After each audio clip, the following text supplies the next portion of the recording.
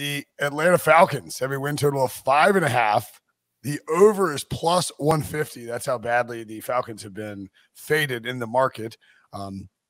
Primarily because they lost Matt Ryan in a trade to Indianapolis. They also lost Russell Gage, which doesn't sound that important until you realize he would be, not their number one receiver, but, before the draft probably would have been their number one receiver. They added a bunch of lower tier free agents, Casey Hayward, Lorenzo Carter, Damian Williams, Brian Edwards, who they actually got in a trade, Kadero Hodge, et cetera, Rashawn Evans. I mean, the bottom line, though, is you look at this roster breach, and I mean, I don't know, there's a path. I don't know what the Falcons' path is to winning like 5, 6, 7 games. Oh, boy. You know what the crazy part is? They only have to win 6. And I took the under so far with every single team in this division. You went over on the Falcons. I am going over with the Falcons. And some of the argument is what we talked about with the Panthers is that, number one, there's no reason the Falcons can't sweep the Panthers, right? So sure. if they do that, and they're huge rivals with the Saints, they always play the Saints tough. They granted they had Matt Ryan last year, but they went 1-1 against the Saints last season. So if you get 3 division wins, you are literally halfway to hitting your over. And you get the Bears and the Washington Commandos. You get the Bears, the Commanders. They also have the Seahawks and maybe the Browns with no Watson. Week 3, the Browns with no Watson. If Deshaun gets hit with at least a 4-game suspension, because that's a week 4 game. And so all of those, I can see the Chargers losing in Atlanta. Like, that's not a crazy idea. Just traveling across the country. I mean, the Chargers always blow. It's like the Chargers supposed to be great and they lose in Atlanta. They miss the playoffs by 1 game. And then remember the theory you were talking about with the Panthers that actually applies to the Falcons, who do play the Buccaneers in week 18, not week 17. And so if the Buccaneers are locked into any playoff position, they're benching everyone. That is 100%. Tom Brady is not going to be on the field in week 18 if the Buccaneers have nothing to play for. No question. Yeah. So 6 wins just seems completely within the realm of possibility. I mean, this is a bad team, but they're not horrible. No, they're horrible, dude. No, this isn't like the Houston Texans. Name 5 good players on this team.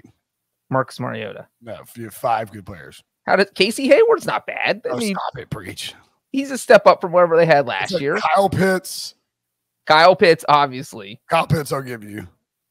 They just drafted Drake London.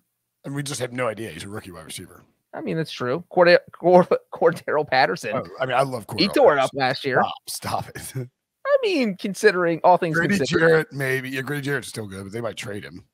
AJ Terrell? AJ Terrell is a good player. But you can't get a 5. How many was that? It's sort of like the Buccaneers. Like, I would definitely take the under on the Falcons. Young Wei Koo, man. Young Wei Koo is a good player. He counts. I wouldn't want to trust the Falcons to win 6 games. Like, I think it's a really, really bad roster. I mean, well, let me ask you this: if you had to take one over out of the Falcons and the Panthers, which one? Oh, one over out of those 2? Neither. You can't. You got to take one. I'll take the Panthers, I guess. Somebody's offering you to pay your bet, but they said you have to take the over. For plus 150 for the Falcons. I guess I'll take the Falcons over, but that makes me nervous because Barnwell and I did over unders, and I took the Panthers. He was like, actually, I like the Falcons under, and that one makes me a little nervous. He thinks it's a 2-win team. Well, are those 2 wins against the Panthers? I mean, which team is worse?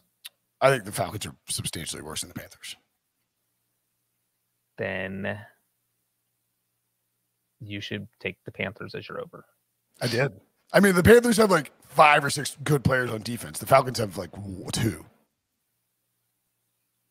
I mean, you definitely need more good players than that. What if Mariota goes off, though?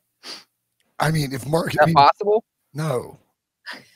It's really unlikely. Like, he doesn't have a starting job. Like, the Falcons don't chase after Deshaun Watson. They still have Matt Ryan. They don't have Mariota. Like, Matt Ryan was like the last domino to fall, and he was like, "Oh, you wanted Watson? Well, I'm gonna take that trade to Indy after all." And so now it's like the Falcons were like, "Oh my God, there's nobody left to get. We're not going to trade for Baker Mayfield. Let's just sign Mariota and bridge it for a year." Like this is a team that tried to rebuild on the fly and now is realizing the reality of the situation is understanding that they are like, they're not retooling. They are completely rebuilding. I can't believe you think the Falcons are trash. No, the Falcons are trash, bro.